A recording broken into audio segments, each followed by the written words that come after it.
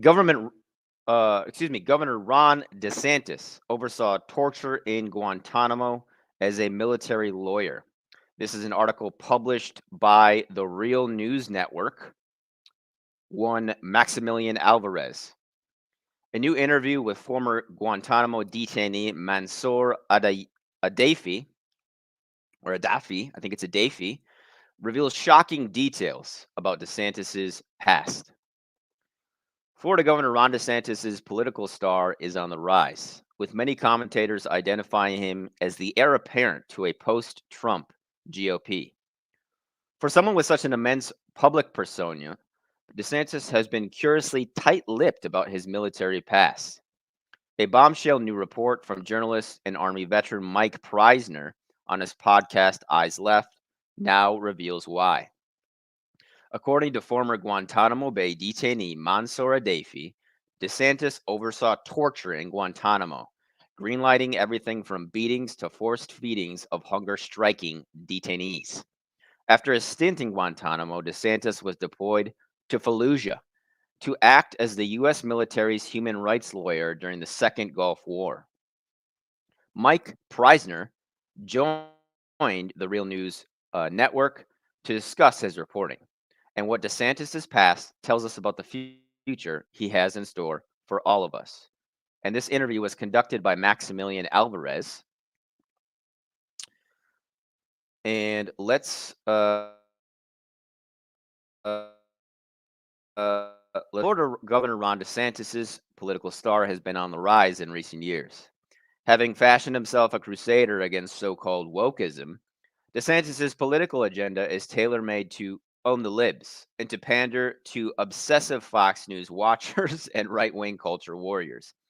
With a political style that is deeply Trumpian in nature, including a gait and demeanor that feel like carbon copies of Donald Trump himself, but with an air of official poise about him, and a sort of strategic intelligence that seems to exceed that of our bull in a china shop former president, DeSantis offers many Republicans and far right enthusiasts a more polished version of Trumpian politics, something like Trump without Trump.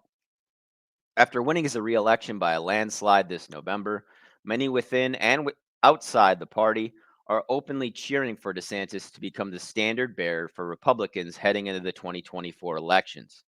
Now, we should have learned from the past 7 years that Donald Trump is never going to just fade away into the background. So we should be cautious about jumping too quickly on the bandwagon. But if DeSantis does in fact become the GOP's champion, what will that mean for the party and for the country? What do we know about DeSantis's political reign in Florida?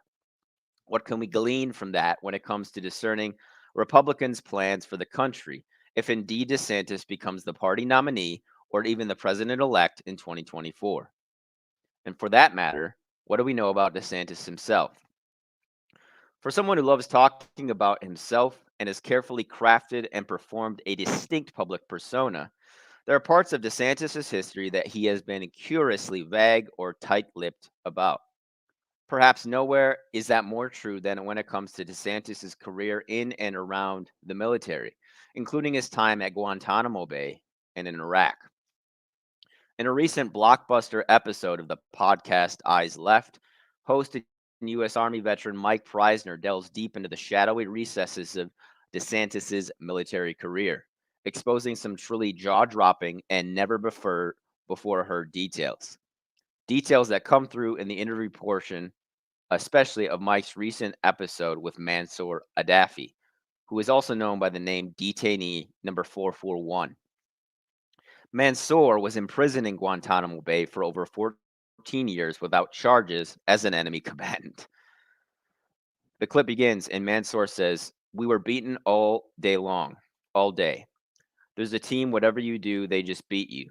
Pepper spray, beating, sleep deprivation, that continued for 3 months. And he was there.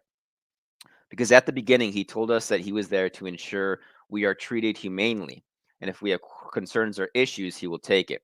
But he's one of the people who actually supervised the torture, the abuse, and the beating all the time at Guantanamo. So DeSantis, he wasn't just there as a lawyer that you could go to, Preisner said. He was actually supervising torture beatings, and he was supervising these forced feedings of you and others. Mansour says Ron DeSantis was there all the time because his job was to walk around and talk to prisoners in the camp. That was the job because the report is like, I'm here to ensure you're being treated humanely. I'm telling you, Americans, if this is humanity, this guy is a torturer, is a criminal. Alvarez responds. Now, of course, the best thing you can do is immediately go to your favorite podcast feed and listen to this really important episode of Eyes Left, which we will link in the show notes. We also have a special treat for Real News listeners today. I'm honored to be joined by Mike Preisner himself. Alvarez says, I don't want to bury the lead anymore. I want to ask you and folks who are listening to this who haven't yet heard the episode that you released on Eyes Left if you could break it down. Army vet Preisner responds, it's interesting because initially I had difficulty getting a hold of Mansour, connecting with him. He doesn't live in the US. He lives abroad and it is a little hard to get a hold of. I had scripted and recorded an entire episode that was really just drawing inference from what we do know about what I had researched about DeSantis's military background and was just trying to make the point. There's obviously something here that's sketchy that should be looked into more and has not been reported yet. I was about to publish it when Mansour finally responded to me, and so I recorded an interview with him and realized it was so explosive what he told me I had to redo the entire episode. Luckily, I was procrastinating enough to where I didn't publish it on time. Otherwise, there would have been a bad episode that came out and then a better one to follow. But initially, I was interested in the story because I realized there was really no reporting on Ron DeSantis's military background. I think some progressive-ish or Democratic Party style military publications, they all kind of mock this as it's because DeSantis did nothing. He uses this photo of himself in Fallujah, but he was just a pencil pusher who never did anything, and they don't look at the Guantanamo thing.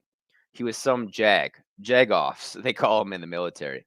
Some jagoff lawyer who just sat behind a desk and was trying to make himself look cool with this photo. But there's really nothing to be looked into his past. I didn't really think that. I thought there had to be something there more. I realized that the only press that actually did try to go and dig into some of his military history was local Florida press when he first ran for governor in 2018. I think this was brought on by the fact that he mentions his military service in campaign ads when he ran for governor the first time. And so they're like, okay, let's find out what he did. What struck me was they did some digging.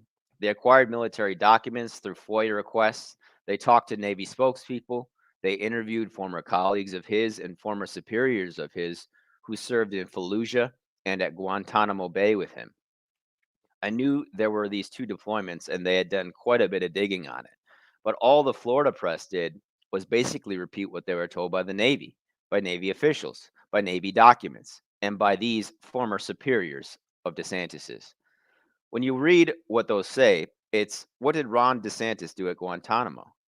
He was the lawyer in charge of ensuring that detainees' human rights are respected and that the U.S. was acting in compliance with international law, and that he did the same in Fallujah with special operations in 2017, and his prior deployment was Guantanamo Bay in 2006. That's all that was existing in the media up until our episode came out. It really struck me. I knew there was something more because anyone who knows anything about Guantanamo Bay knows that in 2006, if your job was to ensure international law was being upheld and that the detainees' human rights were being respected, you know that the person was not doing their job because that was the height of the Bush torture program. The entire world was aware that it was illegal what was going on in Guantanamo Bay. The United Nations, that very same year, in fact, while DeSantis was at Guantanamo, their Human Rights Board met and determined that the torture was so egregious at Guantanamo that the whole prison needed to be shut down. The UN calling on Guantanamo Bay to be shut down. It just didn't add up. He obviously wasn't doing that. But there was maybe something more to the story that we didn't know. I mean, maybe DeSantis was an officer, as an officer was saying, hey, this is illegal. We can't do this. We don't know much about DeSantis at that time. I knew it was worth looking into a little bit more. I found some earlier posts by Mansour who said that he had interacted with DeSantis. And so that's why I tried to get a hold of him. Just the timing of it, where he was and when he was so suspicious, when was so suspicious to me. And then going to Fallujah at a very particular time, which I can talk about, was also suspicious. After talking to Mansour, we talked for a quite a bit longer time than that. It was clear that this is a big story. I think the interesting thing about it is initially people thought that his job at Guantanamo was just some routine position, but there's always the lawyer, the lieutenant at Guantanamo, who's there officially to make sure human rights are respected. Da da da. According to Mansour, there was no lawyer prior to DeSantis. DeSantis was brought in specifically to break a hunger strike. He was not replacing some other lawyer whose job it was to ensure the human rights of detainees. That would, I think, imply that they knew DeSantis was going to be loyal and do the job they expected him to do by going to Gitmo. I don't want to summarize the whole thing. Not only was DeSantis not ensuring the human rights of detainees, but he kind of played the part. He played good cop at first, so that detainees would confide in him the things that they felt were the most egregious. DeSantis then reported that to the prison officials, who then intensified, magnified, and multiplied all of the things that were the hardest in the detainees. So basically, used his position to amplify the torture, the illegal torture. Not only that, but he was present for beatings, present for forced feedings, and other forms of torture. As Mansour describes, not only was he present and observing them, but he seemed to take great pleasure in them happening. This really does line up with the DeSantis we know today. And there's some editorialism there. He calls them names. We do know a little bit about him prior to serving in Guantanamo, being a right wing guy who taught pro Confederacy lessons in high school and wrote a book that was defending slavery and things like that. I think that Mansour to me seems extremely credible. This is the only source we have for this. He did tell me he has other friends in a support group of former Gitmo detainees who have been released, and he told me he was communicating with all of them. They all hate DeSantis and remember him very well. He said they were all too scared to speak publicly because of what they had been through. Mansour is very credible to me. He has a great reputation. People in the closed Guantanamo movement know and love him and respect him. He's been featured in an important left wing and mainstream media internationally and here in the US. He's someone with a good reputation, a trustworthy person, someone who has no reason to lie about this. It was shocking to me that there was so much just from firsthand experience that we now know. It was surprising to me that no other media, had thought to dig into this in the past. The next part of the story is then once he does this job at Guantanamo, which it appears he was kind of handpicked for and sent to do this very particular thing, he then goes straight from Guantanamo to Fallujah to be a human rights lawyer for special operations in Iraq during the height of the troop surge and one of the hotbeds of resistance in Fallujah. It seems that he impressed his superiors, who then said, well, we need you to do some more cover up type stuff so we can win the Iraq war. At that time, they were kind of winning by any means necessary. There's not too much that I uncovered about that. But I interviewed in the episode an infantryman who worked in special operations in Iraq and special operations raids in Afghanistan as well, who just relayed that the JAG officers with special operations unit, their job is to not keep people in line, it's to keep people out of trouble if anything illegal does happen. So that's a summary of it. And he adds, military records are pretty hard to get. You can FOIA request government documents, but military documents are quite a bit harder, and the military can deny you for no reason. It's a little harder to get documents from them. The Navy documents on DeSantis that were obtained through FOIA by Florida Press were heavily redacted. They had information, but most of it was blacked out, so not much was there. I think the reason it's easy to obscure is the mainstream media doesn't actually care about these things. DeSantis just wanted to talk about his military experience enough to be able to check the box to say, I'm a veteran too. It's like politicians who are former officers in the military. It's a huge stepping stone for political careers. And so to be able to get your cool guy photo in Iraq holding the gun, the one that Pete Buttigieg shares, it's like you get the photo, you get to say in a debate, I'm a veteran. And that's pretty much it. No one really looks into it that much or cares to do so. It's interesting because torture was once a big political issue in this country. People can recall that Obama rose through the Democratic Party and then won the presidential election on the firmest stance against torture and closing Gitmo. In fact, the 2008 election, Obama and McCain were both dueling about who was more anti torture. It has, I think, ceased to be a scandal.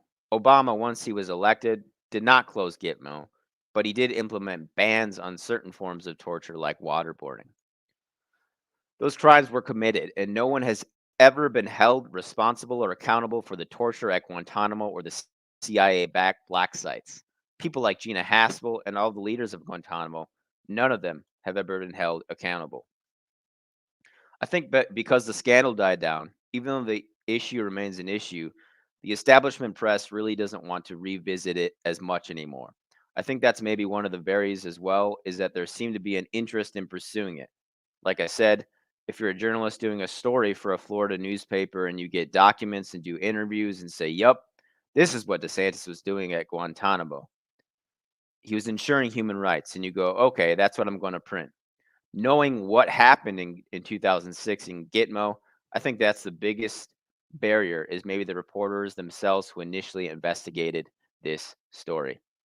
Amazing stuff. Link is in the description box. We're going to keep looking into DeSantis and what he did exactly as a JAG lawyer with those Gitmo prisoners. Thanks for checking in from Northern California. I'm happy to have great info for you guys. I need you guys to support me if you can.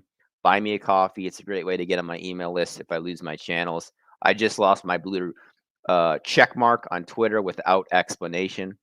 Hopefully I get that back, but more updates to come. Stay frosty. Buy me a coffee. Until next time.